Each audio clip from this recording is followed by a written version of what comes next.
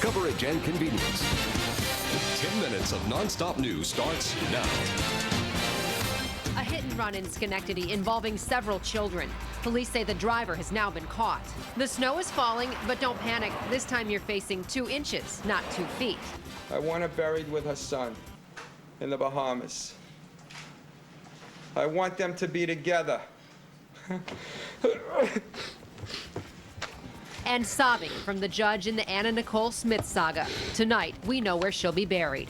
Good evening, everyone. I'm Ann Hughes. And I'm John Gray. First on Fox, it's been a very busy night in the news. We're going to begin in Schenectady, where a man is under arrest right now, facing a slew of charges, including DWI, after police say he hit 3 children and their mother with his SUV, then fled the scene.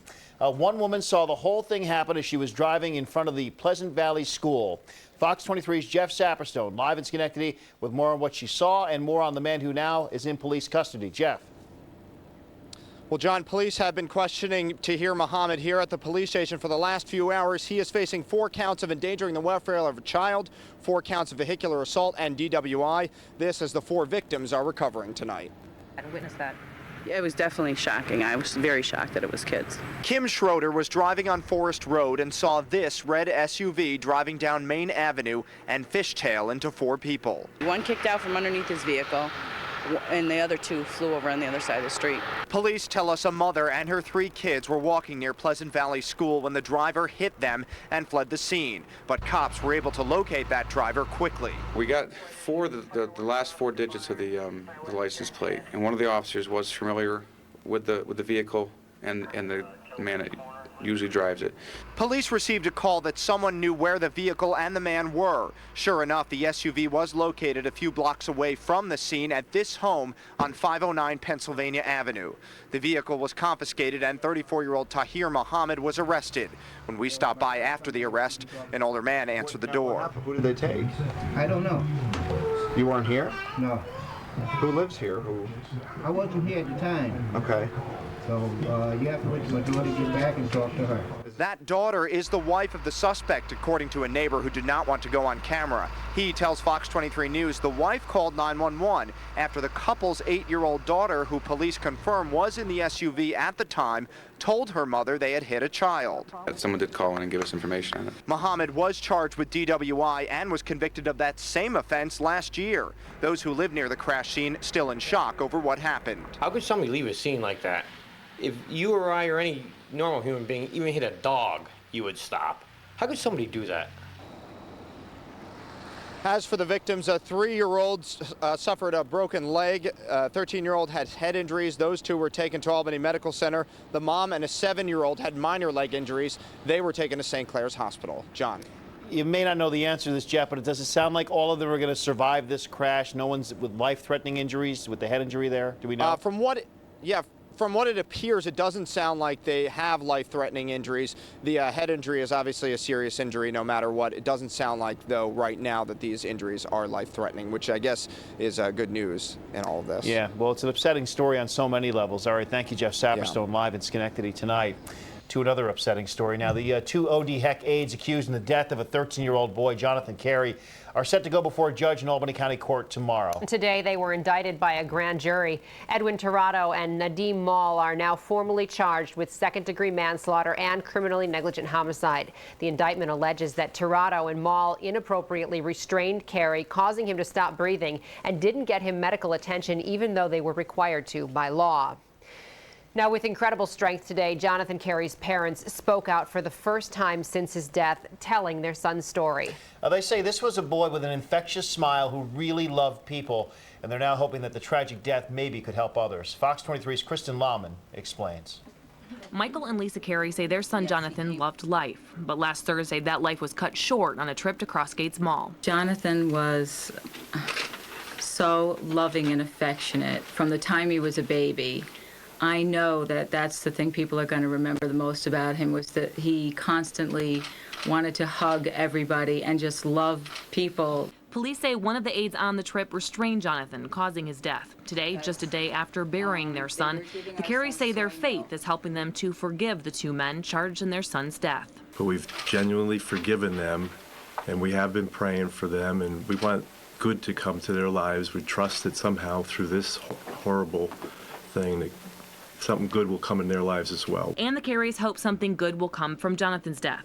Changes to staff training. There's some really serious problems in their training, and that they're not even aware of their responsibilities to report their findings of abuse, or even if they're aware of abuses. And changes to records access. During his time in different state facilities, the Careys say they had been denied important information about Jonathan's care. A swollen nose and black eye at OD Heck, and more serious injuries at a facility downstate. Our son had about between 40 and 60 bruises all over his body that occurred over a 3 to 5 day period of time, which were not reported for investigation by the school, as is required by law. But with Jonathan's law, that would all change. Just yesterday, the bill was put on paper and is now moving through the state assembly. It's going to limit abuse before it even happens, and then when it happens, individuals that are involved will be immediately either removed from their jobs or put in jail if necessary. The Careys say that it's sad it takes such a tragic loss to create change, but they take comfort in the fact that their son's life and death will continue to help others. We're proud of our son. We know that really good things are going to happen and help a lot of other people's lives, children, adults, maybe even some elderly too in nursing homes too.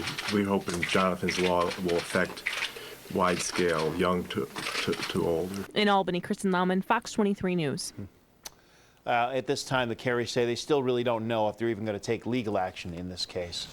On to something much lighter now, our weather, where it's really been snowing mostly on, not off, for the last 9 hours or so. No, and the problem for the snow, not for us, is that the ground's been kind of warm and a lot of it's been melting. Let's check in with our chief meteorologist, Steve Teeling.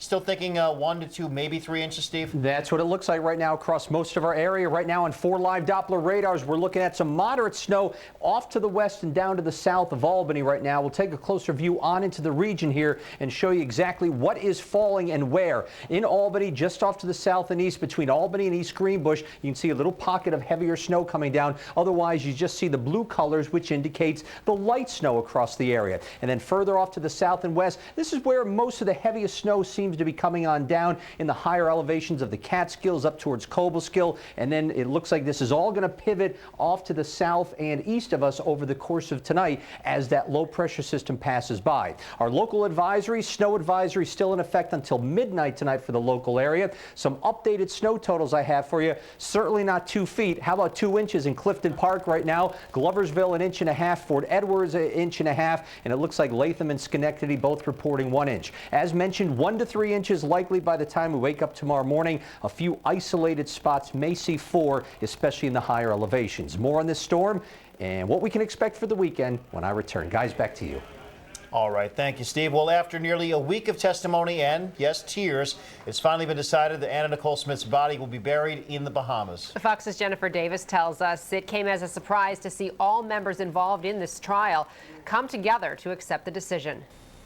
There's been drama here from start to finish in this crazy soap opera come to life. In the end, the judge passed this decision off to the court-appointed attorney for Anna Nicole Smith's baby daughter.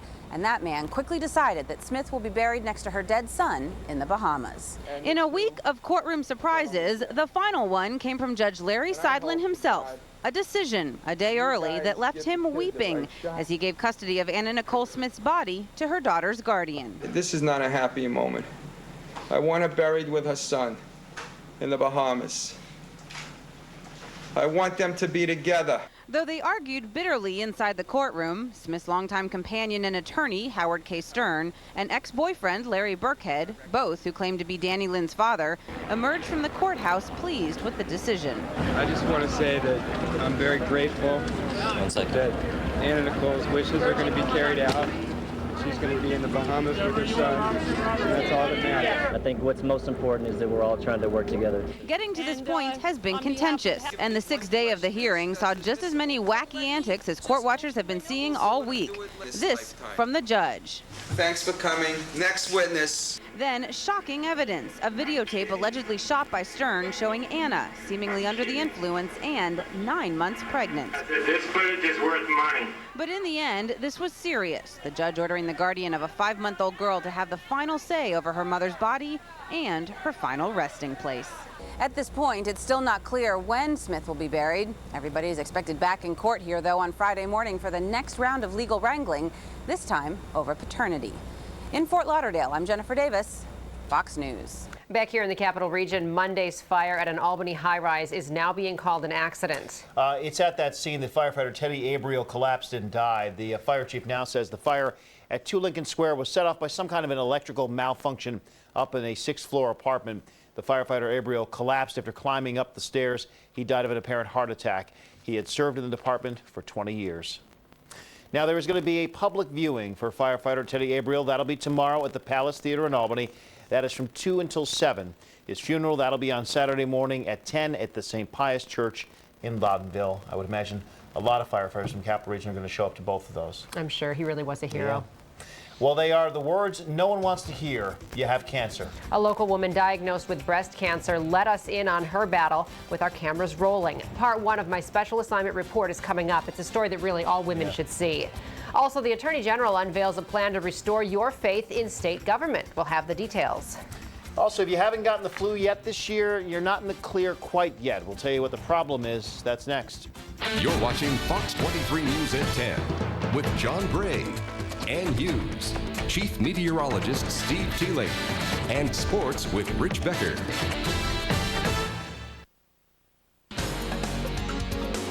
You're watching the Capital Region's #1 late local news, Fox 23 News at 10. That's coverage. That's convenience. Well, got here a little late, but the flu has finally arrived. Today, the state health department announced that influenza is now widespread in the state. They have several confirmed cases of influenza outbreaks in 55 counties across the state. Health officials say it is not too late to get a flu shot to protect yourself. This flu season could last until May. Well, they helped to put out the fires. Now a group of volunteer firefighters are also helping out the fire victims. Tonight they presented a $3,000 check to Colony Town Supervisor Mary Brazel at the town meeting. The money's going to go towards the Fire Victims Assistance Fund. This helps out people who have lost their homes and pretty much everything in a fire. And what we do is use this fund to provide them some cash quickly so that they can go out and buy what they need to get them through the first week or so till insurance comes around. This year we were pretty lucky. There wasn't really that many fires where we had to put this fund to use. But over the past few years, there's probably been 20 to 30 residents from the town that have had to take advantage of this. And the money was raised, the most part, during the Colony Firefighters Golf Tournament that they held over the summer. We've been telling you for months about the tough new security rules on leaving the country. Namely, that no one would be allowed back in the country without a passport. That included your kids, even a 2-year-old. Well, after lots of complaints, a change is coming. We'll tell you what's happening coming up. And this local woman is in the fight of her life with breast cancer, and we're with her every step of the way. My special assignment report, One Woman's Journey, next.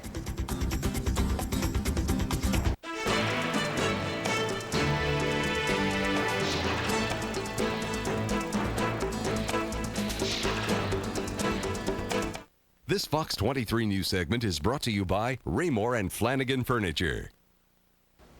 Every 3 minutes, a woman in the United States is diagnosed with breast cancer. One local woman never thought it would happen to her, but it did. Kathleen Ryan let our cameras follow her through her battle. Tonight, part 1 of my special assignment report, One Woman's Journey. Are we the only ones that went to see that? It's tough to find someone more social than Kathleen Ryan. My father said I majored in party 1 and party 2. I was always the party girl and always like having fun. Kathleen and her former classmates from Catholic High in Troy get together once a month. And this dinner party in November couldn't fall at a better time, taking her mind off a life-changing event. Kathleen has breast cancer, and in just 3 days, she'll have a double mastectomy. The diagnosis shocked her. I do self-breast exams. I didn't feel anything, and I didn't even return the hospital's call when they called.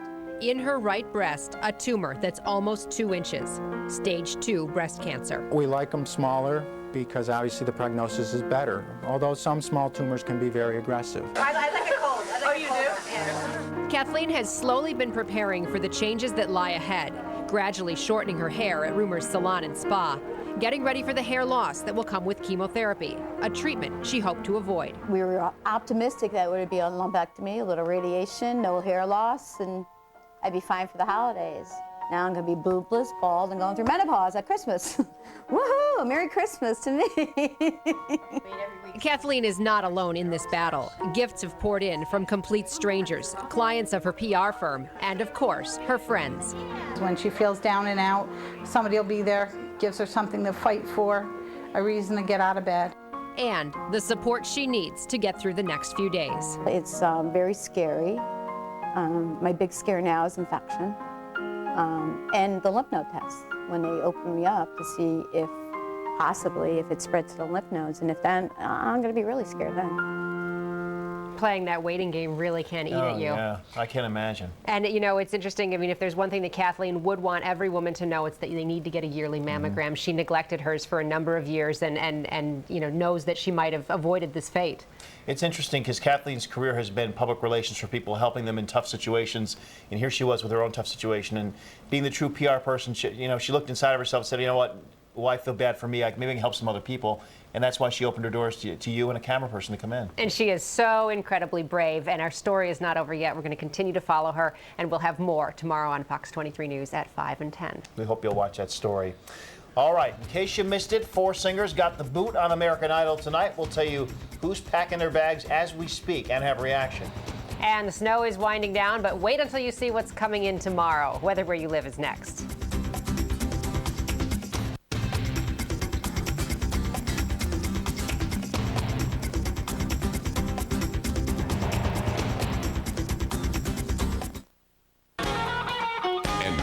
Weather Where You Live with Chief Meteorologist Steve Teeling. It's interesting to see the snow's been falling for so long, but we really haven't seen much accumulation. No, it started right about 1 o'clock, like you said earlier, Ann, and it's been light. It even stopped for a minute. Yeah. There was almost a little rain mixed in at times. Right. The ground is warm, at least the roads, and we're in pretty decent shape. We're probably going to see another inch, maybe 2 before this night is through, but certainly will not be the big blizzard of 07 that we already saw just about a week ago or so. Instead of feet, we're going to be talking inches. So that's the good news I can pass along to you tonight, but still, obviously, as we know, it doesn't take a whole lot of snow to make things slippery out there, so use a lot of caution if you're heading out either later tonight or early tomorrow morning, and let the road crews do their job out there, the salt, the sand, and the plows if they need to do that. And let's let them get the roads out there in pretty good shape. Right now, most of the heaviest snow seems to be falling off to our south and our west across the area. So we're going to go in for a closer view here and see what is happening and where. As we zoom on into the Albany region, points south of here and west of here, you start to get into these purples. Now, that indicates the moderate snow that is coming down as this all slowly shifts off to the south and east with the actual low pressure system moving on through. So again, most of this is rain. Snow. There may be a little bit of some rain falling on through as temperatures are hovering around that freezing mark as we speak. So down towards Hudson, we find that we're finding some of that purple down there.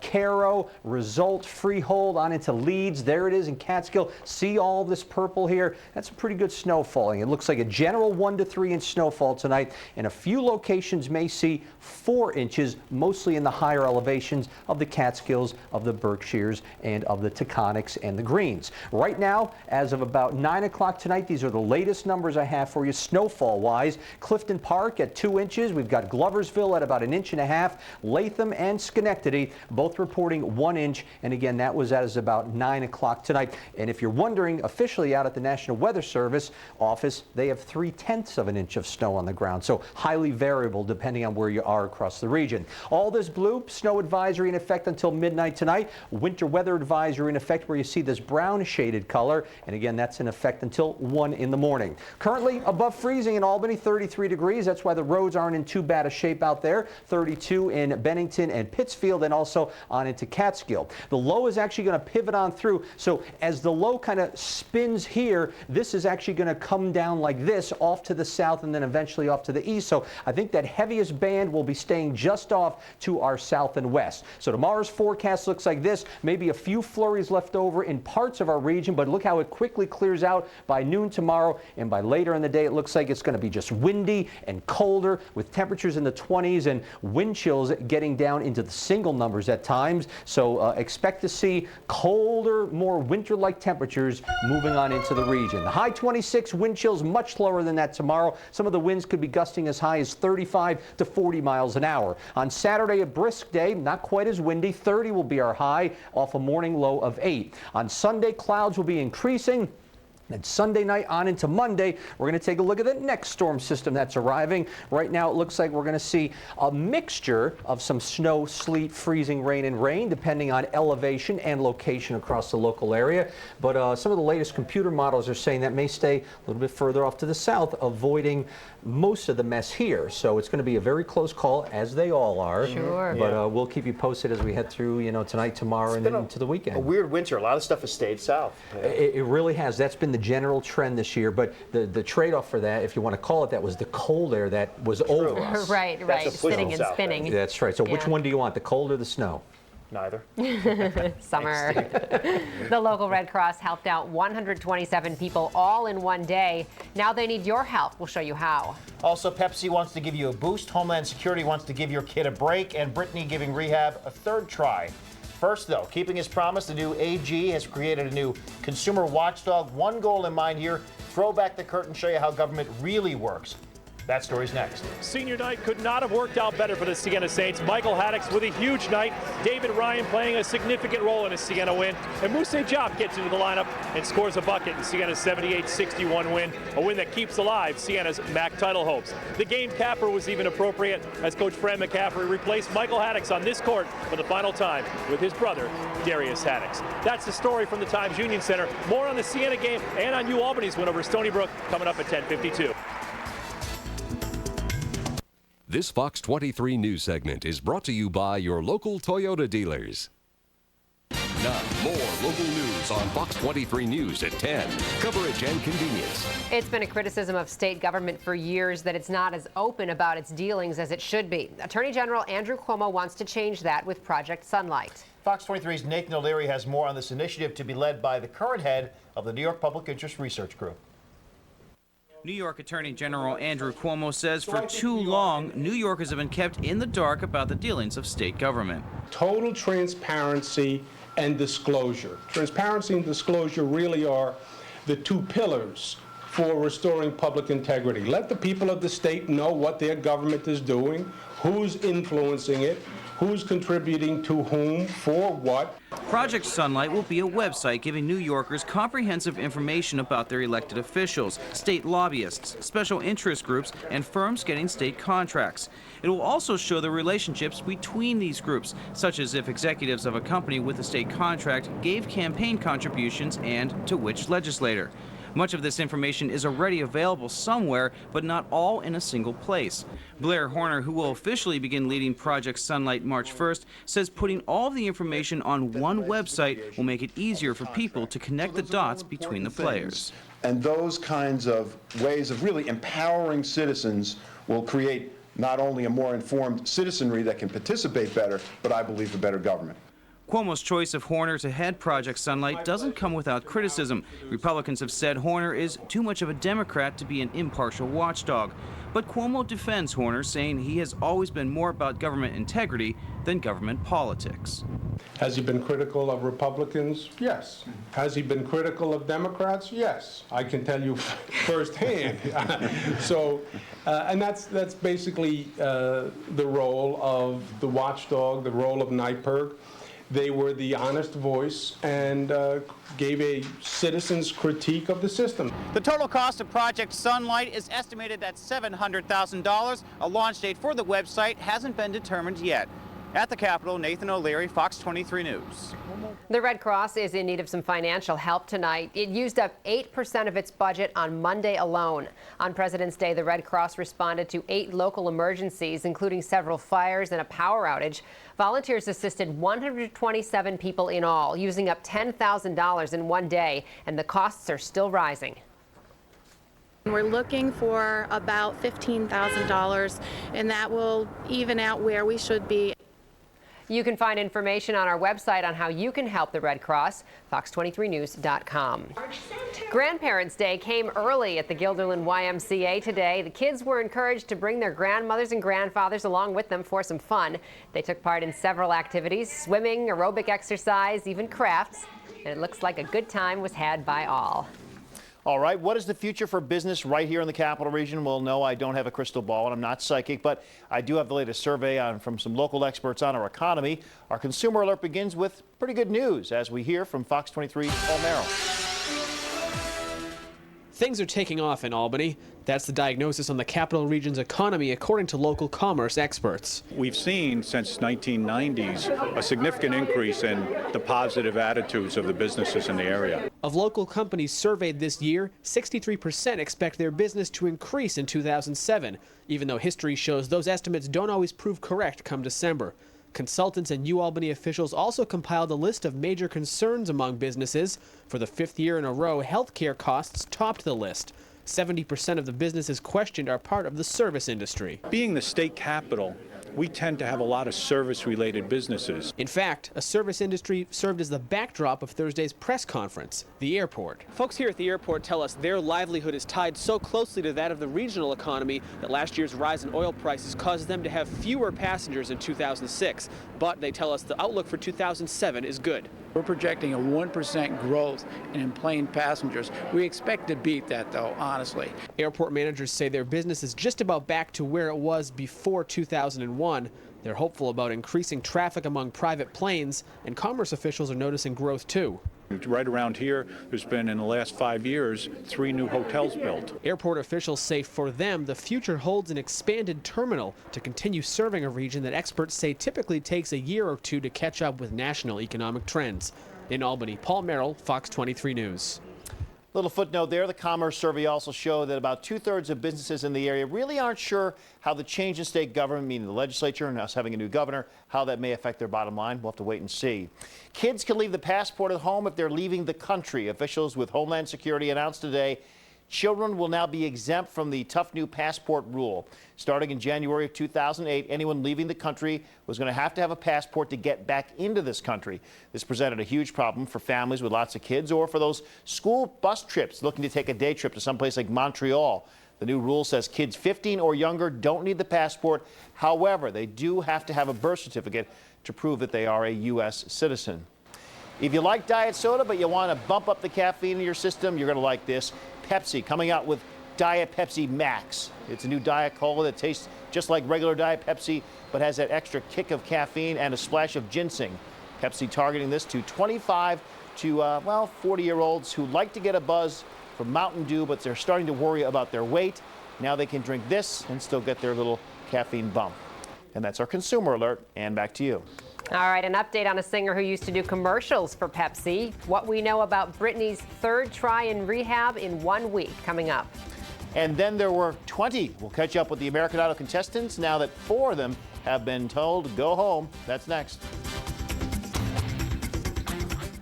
It was a big night on American Idol as the first 4 finalists were voted off the show. Fox's Kristin Martin is in L.A. now with a look at what happened tonight and reaction from those judges. Well, a very exciting night here in Hollywood. The live performances started this week. We're outside the stage of American Idol. Now, the guys didn't do so well this week, and the judges thought the girls blew them out of the water, and we will have to see if they make up for it next week. Now, this is really the end of the road and the end of a dream for 4 people of becoming the next American Idol. The first live show started with Sowing the Seeds of Love by Tears for Fears. It hurts, man, it hurts. But the real tears flowed when Barefoot Paul Kim became the first to get voted off season 6. Amy, I'm sorry that your journey ends tonight on American Idol. The first girl out was 22-year-old Amy Krebs, who Simon said just didn't stand out. Next to go home, Pennsylvania's Pride 20-year-old Nicole Tranquillo. I think Rudy has one of the best vocals. Paula disagreed with America's decision to give Rudy Cardenas a free ride home. But overall, the judges didn't seem surprised by this week's results. We did call it right, and I think the right people did go home tonight, yeah. All right, and 20 left. Next Tuesday and Wednesday, they will perform live again, and we'll see if the guys can make up for this week and hopefully win some points with the judges yet again. In Los Angeles, Kristen Martin, Fox News. Other celebrity-type news, will she stay or will she go? That's what many people are asking after Britney Spears enters a rehab facility for the third time in basically 1 week. The pop star reportedly re-entered Promises Treatment Center in Malibu last night. That's the same place that she checked into on Tuesday, just to leave the next morning. There are reports that her ex, Kevin Federline, has agreed to keep their 2 sons while she completes the program, which takes between 30 and 45 days. A girl in Florida is in need of some medical attention. All because she can't stop the hiccups. We're serious. They've been going on for weeks now. We'll tell you about her search for a cure coming up. And this is a great cure for those winter blues. We will tell you when you can find all these flowers and where, too. Plus, Steve has weather where you live next. Brought to you by Raymore and Flanagan Furniture, furnishing your style with guaranteed delivery in 3 days or less. There may be snow outside, but it is all about spring inside. Floral designers have transformed the New York State Museum for the event New York in Bloom, which opens tomorrow morning. There are 130 floral displays as well as exhibits.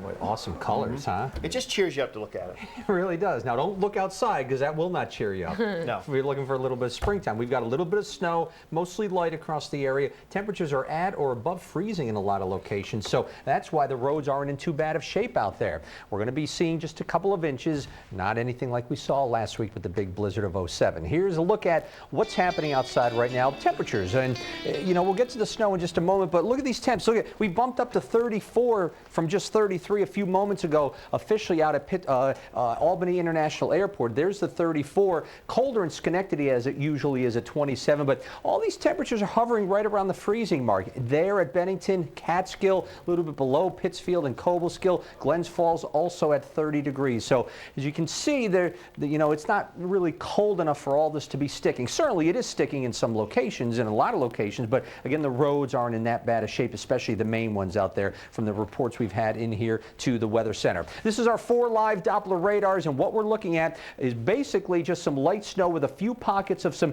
heavier snow pushing on through parts of the region, and it's mostly where you see these darker blues and these brighter purples. That's where some of the heaviest snow is occurring. Now, in Albany here, it looks like we're just into the light snow, but just off to your south and your east, we're getting into some of that moderate snow, if you will, that's pushing on through. So East Greenbush, yep, you're seeing some of that. Sherwood Park, Glenmont, down into Stony Point and Brookview. This is all heading off to the south and east at about 20 miles an hour, and it will continue to move in that general direction over the course of tonight as the little low pressure area, the Clipper system, moves on through. See this snow out here? That's going to kind of pivot off to our south and east as the actual low moves in that direction. So this heavier snow probably will stay around the Tri-City area before moving on off to the south. Actually, northern locations are going to see less snow than us here in the Capital District and points just south of here, just the way the storm is setting up. Sometimes you get that. Snow advisory in effect till midnight, winter weather advisory in effect until 1 a.m. And some of the snow totals, in case you missed it earlier, not that impressive. Clifton Park, the high man on the totem pole, if you will, 2 inches there. Stephentown, nice name, 1.8 inches. Fort Edward at 1.5 inches, and in Schenectady, currently 1 inch on the ground, or 1 inch on the ground, as we looked at the latest reports at about 9 o'clock this evening. So tomorrow's forecast shows that we have the snow exiting off to the south and east. It'll be out of here. We'll see partly sunny skies at noontime, then a mix of clouds and sun in the afternoon, and a couple of stray flurries possible across our region. Now, as we head on into the center of town here, looks like 19 degrees in Clifton Park to start your day tomorrow. Schenectady at 18, Ballston Spa also at 18, and Troy, you're going to start off at 19. But again, it clears out by noontime. Temperatures get into the 20s, but they don't really go much higher than 24, 25, maybe 26 across Troy and Clifton Park. But when you factor in the very strong northerly winds tomorrow, it's going to feel more like 5 to 10 above zero. So certainly a cold day headed our way. 26, very windy tomorrow. Brisk on Saturday, a high of 30. Sunday, increasing clouds as we go through the day, but I believe that the precipitation will hold off until at least Sunday evening, if not until Sunday night. It will continue on into Monday. Right now, the best I can do is give you a wintry mix kind of forecast with a little bit of maybe ice, rain, and snow all mixed together. Again, it doesn't look like a huge